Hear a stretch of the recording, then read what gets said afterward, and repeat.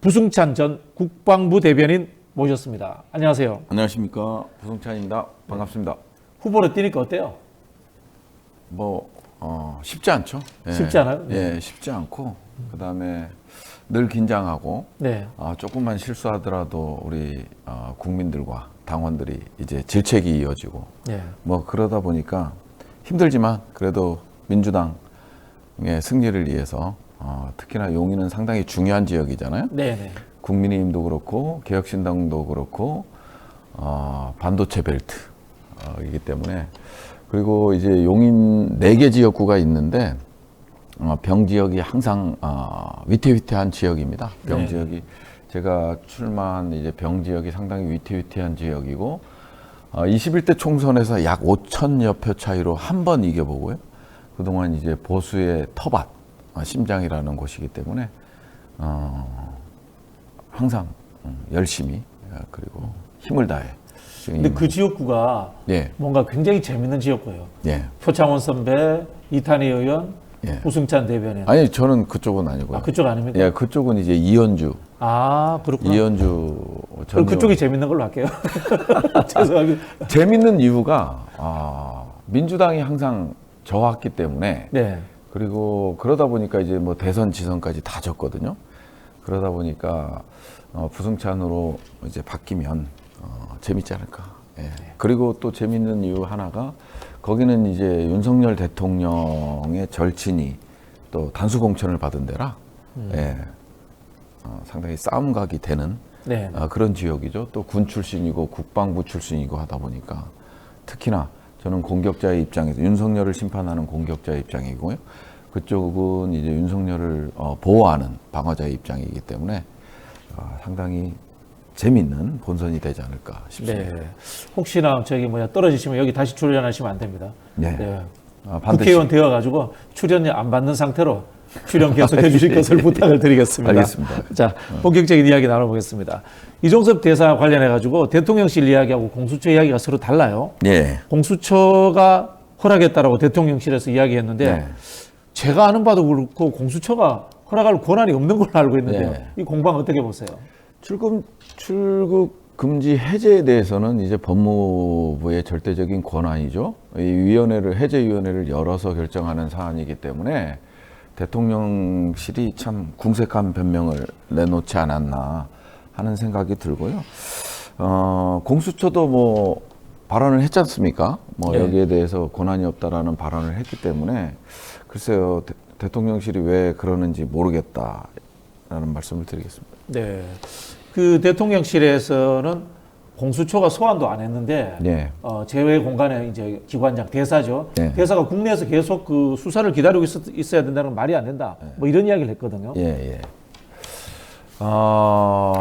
소환도 안 됐다. 지금까지 이게 가장 큰 사건, 최수근 상병 사건은 너무나 큰 사건이고, 국민들이 관심을 갖고 있고, 그 다음에 속속 그런 커넥션, 그 다음에 대통령실의 외압 논란, 이런 것들이 밝혀지고 있고, 녹취록들이 공개가 되고 있고, 통화 기록이 공개가 되고 있는 상황에서,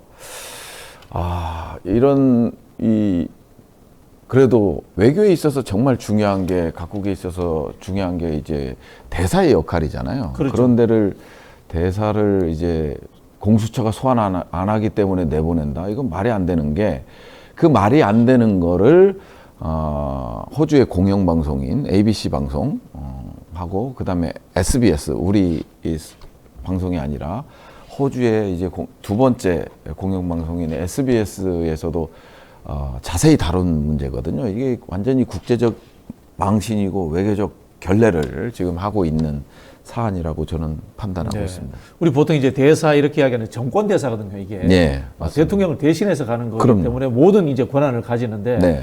사실 호주 같은 나라에 이런 참 이 범죄 의혹이 있는 분을 네. 보낸다는 것 자체가 외교적 결례죠. 네. 그렇죠. 아마 전례가 없는, 저는 이제 계속해서 찾아보고 했는데 전례가 없고요. 그 다음에 왜 또 전례가 없는 이유는 호주 대사들의 임기를 한번 보니까 최소 2년에서 3년 사이더라고요. 모든 대사들이 그렇죠. 그렇게 이제 급작스럽게 일 잘하는 대사를 바꿀 수 있는 데가 아니거든요. 호주도. 네네. 물론 장관급이 가는 장관급 격에 맞는 대사를 보내는 데도 아니고요. 차관보급이 가는 데잖아요. 네, 그렇죠. 그런 데를 이제 국방부 장관을 역임한 사람을 보내는 것도 뭔가 이제 국민들로 하여금 비판이고 외교적으로도 논란이 될 수가 있고 뭐 저는 그렇게 보고 있습니다. 정부 쪽에서는 이 대사 임명에 대해서 한미일 그 호주 안보 협력하고 방산 수출의 적임자다. 네. 그런 이야기를 하는데요. 실제로 방산 수출하고 호주하고 관련이 있나요? 우리나라하고? 아니 뭐 레드백이라든지 레드백 장갑차라든지 이런 것들을 지난해에 이제 수주를 하긴 했죠. 네. 계약서에 사인을 하긴 했어요. 독일 전차하고 이제 장갑차하고 이제 경쟁을 해서 약 3조 원의 계약을 체결했거든요. 그 체결한 것도 전임 외교 대사가 이제 노력도 한 것도 있지만 실질적으로 봤을 때 우리가 방산과 관련돼서는 이제 국내에서 역할을 많이 합니다. 네. 뭐 대통령실이라든지 그다음에 국방부 장관이 실제 이제 그 방산 수출과 관련된 국가를 방문해서 이제 협조도 구하고 또 초청을 해서 역할도 하고 그럼으로써 이제 세일즈를 좀 많이 하는 편이거든요. 그리고 이제 이종섭 장관이 방산에 대해서 뭘 알아요? 장관을 1년 조금 넘게 했던 거 외에는 방산 전문가도 아니에요. 네. 방산 전문가도 아니고 그리고 뭐 방산 수출이나 안보적인 걸로 해서 대사를 보냈다 한다고 치면 모든 데를 이제 군 출신 그다음에 장관 출신들, 국방부 장관 출신들이 가야 되는 게 맞는 거고요. 그동안 이제 호주 대사가 1년 3개월 정도 전임이죠. 대사가 이제 뭐 외교부 기조실장도 하고 그다음에 재동포 영사실 실장도 하고 차관보 역할을 하면서 상당히 거기에서도 평이 좋았어요. 그런 좋은 대사를 급작스럽게 바꾸고 그다음에 외교적 절차 또 다 무시하고 국내에서 이제 교육받는 거 인수인계하는 이런 절차들이 지금 하나도 이루어지지 않은 상태에서 사본 시임장만 갖고 갔다라는 거 아니에요. 이거는 누가 봐도 도피성이고 외교부도 진짜 참담할 겁니다. 말은 못해서 그렇지. 그렇죠. 이게 외교라는 게 우호 교류 협력 네. 뭐 이런 이야기를 하는데 네. 무기팔로 대사 보낸다 이런 이야기는 참 제가 처음 듣는 것 같고요. 네. 그럼 만약에 뭐 국정원 출신 대사가 가면 정복회로 갑니까? 그렇죠. 이제 앞으로는 이제 그런 식으로 해서 외교관들이 아닌 여기 계시는 뭐 외교 안보 분야에 정통한 장관, 차관 출신들을 전부 보내야 되는 게 맞죠. 네. 황당한 이야기인데요. 예. 한동훈 비대위원장도 여기에 대해서 문제 제기를 했습니다. 예. 이종섭 대사를 내일이라도 귀국시켜야 한다. 예. 이런 이야기를 했는데요. 예. 아마 선거에 도움이 안 되니까 그렇겠죠? 상당히 이거는 선거에 도움이 될 수가 없어요. 그리고 이제 국내 언론만 주목하는 게 아니고 호주 언론에서도 직접적으로 이제 관심 표명을 하고 부정적인 입장을 표명했고요. 한국 교민들도 그런 부정적인 입장을 얘기하는 상황이고, 그 다음에 결국은 이종섭으로 최수근 상병 사건과 관련돼서 직권남용이라든지 외압 의혹 자체가 이제 이종섭으로 가고 있는 거거든요. 이종섭 전 장관으로 가고 있는 상황에서 피의자를 도피시킨 거기 때문에 국민들이 바보도 아니고 이런 것들을 이해 못할 리는 없거든요. 과연 이런 정권을 그대로 둬야 되나 하는 생각을 하고, 그거를 이제 국민의힘에서는 과거 사건과는 다르게 뭐 디올법이라든지 이태원 참사라든지 뭐 이채 양명주라고 하는 게 있잖아요. 네네. 뭐 최수근 상병도 거기 들어 있습니다만은 그런 사건과는 달리 국민적으로 이제 부정적 입장들이 상당히 많이 표출되고 있는 상황이기 때문에 한동훈 장관이 윤석열 대통령에 좀 이렇게 맞선다고 해야 될까? 약간 갈등하는 모습을 지금 보여지는 게 총선 필패의 가장 큰 변수가 될 수 있기 때문에 그러는 건데요. 저는 지금까지 생각으로는 그동안 윤석열 대통령이 해온 거나 한동훈 비대위원장이 해왔던 걸로 봤을 때 국민들을 조금이라도 달래기 위한 립서비스 차원이 정치적 립서비스가 아닌가 하는 생각이 듭니다. 그럼 실제로 이정섭 대사가 귀국할 가능성은 없다고 보고 계시네요. 저는 가능성이 전혀 없다고 보는 건 아니고요. 가능성이 적죠. 가능성이 좀 적은 이유가 뭐냐면 와서 이제 압수수색도 받아야 되고 그다음에 이제 전화기에 대한 포렌식도 전혀 안 하고 이미 제출한 거잖아요. 네. 송영길 전 대표 같은 경우는 이제 뭐 휴대폰을 받거니 어쩌냐 하면서 상당한 비판에 직면한 적도 있었는데요. 그런 수사가 제대로 될 수도 없고요. 외교 안보 수장들이나 기관에서 가장 하기 좋은 표현이 뭐 기자들이나 정보 공개 청구를 하게 되면 뭐냐면 디올백도 그랬고요. 네. 이런 것들은 국가 안보에 위해되는 사안. 디올백이 국가 안보구나. 예, 예. 참. 그런 사항으로 이제 정보 공개를 거부하잖아요. 네. 대사 같은 경우는 특히나 심하죠. 지금 호주와의 관계라든지 외교 관계라든지 중요한 이슈라든지 회의가 있는데 이런 문제로 해서 소환을 한다는 거에 대해서 정당하게 거부할 수 있는 게 대사만큼 좋은 게 없고 그래서 이제 가장 최적의 도피 직이 뭐냐 대사라는 거죠. 말 한마디 외교 안보에 심각한 위해를 초래할 수 있다. 이런 말 한마디면 모든 게 용서가 되니까. 그것도 법으로도 보장이 되기 때문에 네. 그런 거죠. 사실 뭐 4대 강국도 아니고 호주 대사가 뭐 외교 안보에 얼마나 결정적인 그렇죠. 영향을 예. 미친다고 진짜 참. 그렇죠. 예, 그럼 뭐 국민들이 다 이해하고 있고요.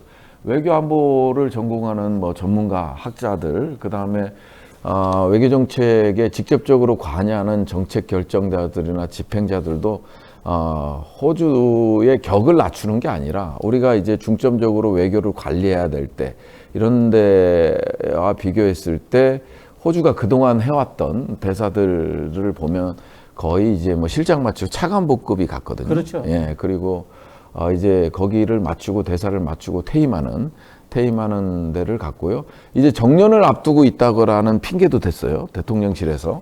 대사는 그냥 공무원 신분이면 정년을 앞둘 수도 있지만 그러면은 이제 뭐 4대 강국 대사나 그다음에 이제 공직에서 물러난 사람들이 대사가 가잖아요. 그러면 거기에 정년은 그러면 이제 정년을 앞둔 공무원 정년을 앞둔 사람들은 그러면 대사를 갈 수 없는 거잖아요. 그 논리도 상당히 빈약하다.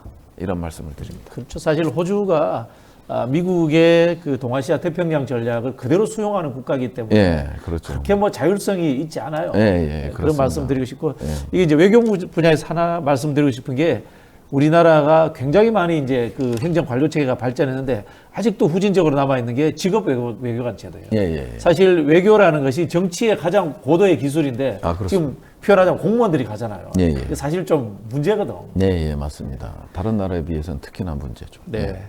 자, 그러면은 이종섭 장관 수사 관련해 가지고 솔직히 공수처가 수사가 진행 속도가 느린 것도 사실이잖아요. 네. 만약에 이거 공수처가 소환한다고 한들 제대로 수사할 수 있을까요? 아니, 이 수사는 공수처의 수사는 뭐 사실은 쉽지 않다고 보여져요. 쉽지 않은 이유가 그간에 보여줬던 것들을 보면 알 수 있잖아요.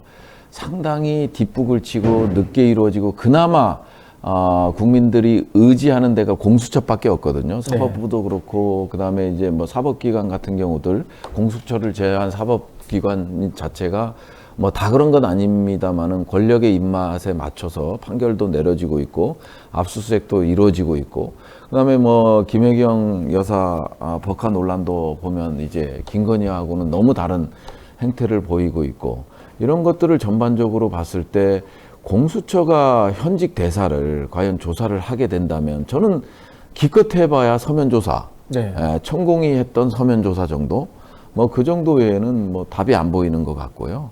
그리고 소환한다고 해서 와서 뭐 하루 이틀 있다가 또 중요한 외교 행사가 있고 국익에 상당히 중요하다 이런 핑계를 대서 다시 왔다가 뭐 몇 시간 조사받고 갈 거고요. 전방위적으로 해야죠. 압수수색도 하고 포렌식도 하고 똑같이 피의자들이 경험했던 거 하다못해 참고인에 대한 조사도 보시면 알겠지만 뭐 국회의원조차도 참고인임에도 불구하고 한동훈 비대위원장에 대한 개인정보와 관련돼서 MBC 기자나 그다음에 최강욱 의원에 대한 조사만 보더라도 그 정도 수준에서는 해줘야 뭔가 나오지. 지금 뭐 포렌식 한다고 뭐가 나오겠어요? 다 휴대폰을 바꿨을 테고 이미 좀 늦은 감이 없지 않아 있다. 하지만 그런 조사들이 뭐 김계한하고 이제 안보실 1차장하고의 뭐 통화 기록이라든지 국방비서관 통화 기록이라든지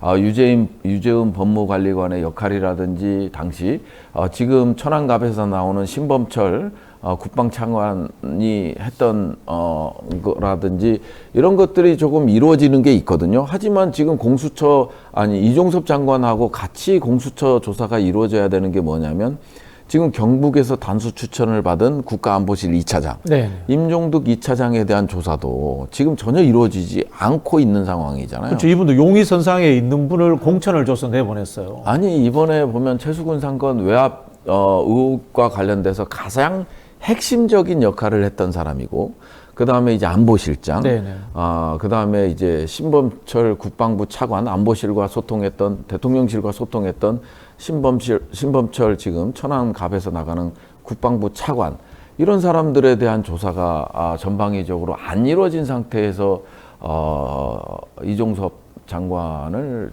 공수처가 대놓고 하기는 어렵고, 그 고리들의 연결되는 과정들을 수사하고 전방위적으로 수사하고 나서 이종섭한테 가야 되는 거고요. 그 다음에 이제 군검찰은 지금 권한 밖의 행위들을 했잖아요. 그렇죠. 경북경찰청에서 당사자도 아니고, 그리고 이거를 이첩에 관여했던 사법기관도 아님에도 불구하고 이제 군검찰이 가서 수사 기록을 빼온 상황이잖아요. 그러니까 군검찰에 대한, 군검찰 단장에 대한 이런에 대한 이종석과의 어떤 지시관계가 이루어졌는지 이런 것도 전혀 이루어지지 않은 상태거든요.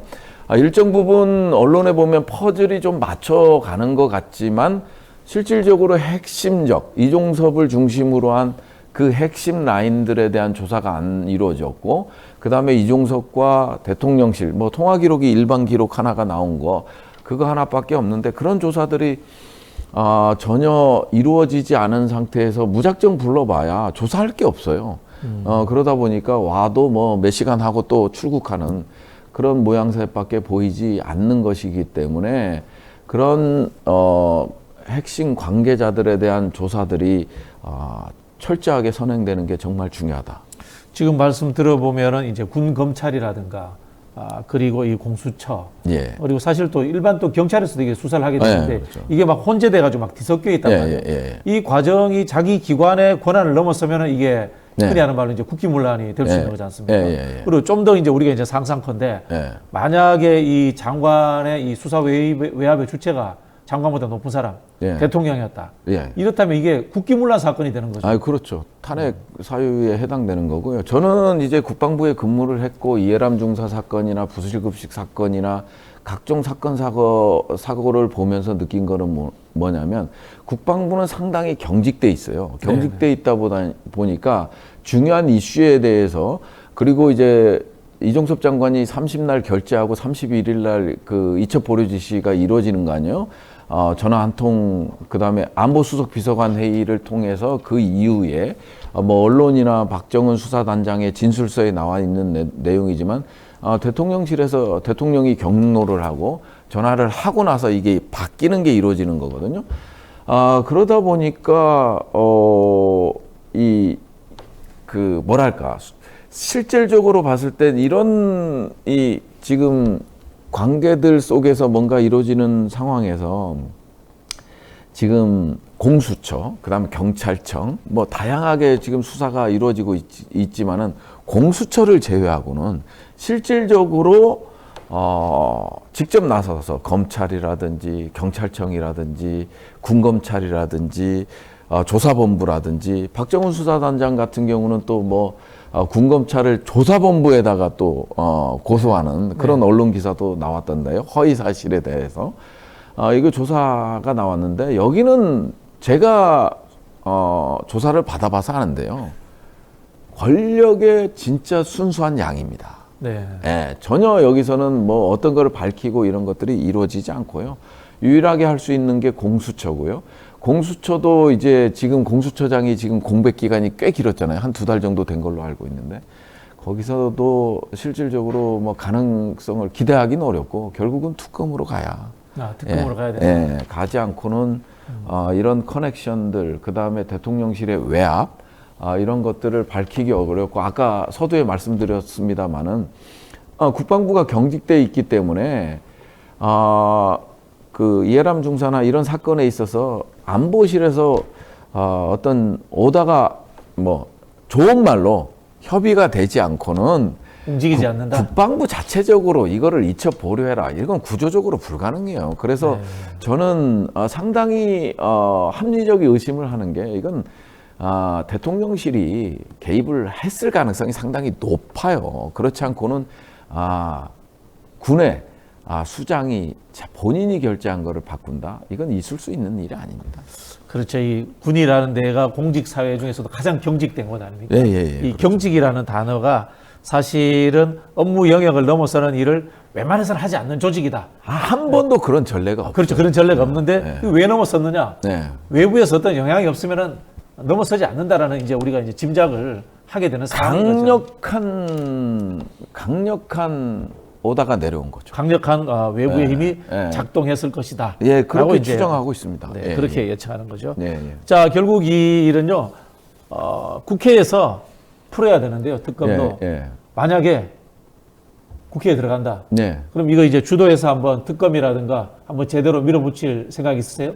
그럼요. 국방부의 의사결정 과정을 그나마 제일 국회의원들 중에 제일 국방 전문가들도 계시고 하지만 국방부 내부에서 청와대의 소통이라든지 당시 청와대의 소통이라든지 국방부의 의사결정 과정이라든지 이런 것들을 너무나 잘 알고 그 다음에 뭐 군사보좌관이 김기환한테 이제 텔레그램으로 보낸 게 이제 밝혀지고 이런 것들이 늘상 실제적으로 일어납니다. 근데 이제 여기에서 말을 잘 듣는 이 국무위원이 있는가 하면요. 서욱 장관님 같이 저를 직접 불러서 이런 거는 우리 국방부가 이게 정치에 흔들리는 모습이기 때문에 기준을 이렇게 갖고 가야 되는데 상당히 어렵다. 그래서 이제 제 책에도 썼지만 안보실하고 이제 저는 싸우기도 하고 사실 경질이라는 무언의 압력도 받고 이런 것들이 이제 제 권력과 안보 책에도 쓰여 있지만 그런 국무위원들이 있고 그 다음에 이종석 같이 그냥 시키는 대로 움직이는 국무위원들이 있는 거죠. 그런 걸로 봤을 때는 이종섭은 이제 후자에 속하지 않나 이런 생각이 들어요. 예, 그렇기 때문에 국회 가서도 이런 것들은 낱낱이 밝혀야 되고요. 지금 최수근 상병을 보호하기에 사건을 보호하기에 그 연루자들을 보호하기에 실제로 당사자들을 내보내고 있잖아요.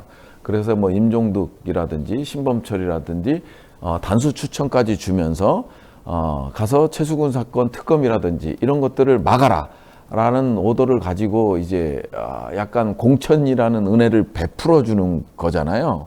예, 이런 것들이 있고 또 그 안에서 또 내부에서도 이제 임규영 국방비서관을 삼성장군을 피의자를 삼성장군 핵심 관련자를 삼성장군에 임명하고 그 다음에 그 가장 핵심 중에 핵심으로 있었던 군사보좌관 장관 비서실장을 투스타로 진급시키고 이게 최수근 상병 사건 이후에 다 벌어지는 거예요. 다 영전하고 저 공천을 그것도 경선이 아닌 단수 추천을 받고 이런 것들이 뭐냐면 들어가서 이번 특검을 그냥 막아라 이런 오다가 있기 때문에 그런 거고요. 용인시 병에 출마하는 그분도 이제 군검찰 출신이고 고등군사법원장을 했기 때문에 또 이 사람도 반드시 부승찬을 이겨서 이런 사건들에 대해서 막는 역할들을 하는 거죠. 그러다 보니까 의외로 국민의힘이 군 출신, 그 다음에 이제 용인시 저 옆 동네이긴 하지만 용인시 을에서도 삼성 장군이 또 바로 군복을 벗자마자 또 단수 공천을 받아서 또 출마하거든요. 그래서 이런 진영들이 이게 그만큼 제가 봤을 땐 국민의힘이나 대통령실이 최수근 상병 사건에 대해서 민감하게 받아들일 있고 칼날이 대통령으로 향할 수 있고 이게 특검이 이루어진다면은 이제 결국은 주가 조작이나 명품 디올백에 이어서 최수근 상병 사건은 윤석열 특검법이 돼버리는 거잖아요. 그러니까 그렇죠. 이제 헌정사 최초의 대통령 부부의 특검으로 가는 거기 때문에 저는 그런 것들을 위해서 싸우는 입장이고 그 다음에 관철시키는 입장이고요.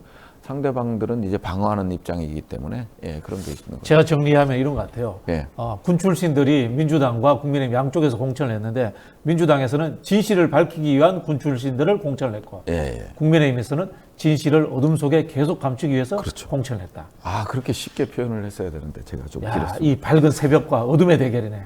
그렇습니다. 예. 자, 마지막으로 본인 그 지역구에 계신 시청자 여러분들께 짧게나마 인사 말씀 해주세요. 네. 제가 이제 후보로 나선 거는 다 이제 수지 구민들이나 우리 당원 여러분들이 선택해 주셨습니다. 그 점에 대해서 정말 어떻게 감사 인사를 드려야 될지 모르겠고요.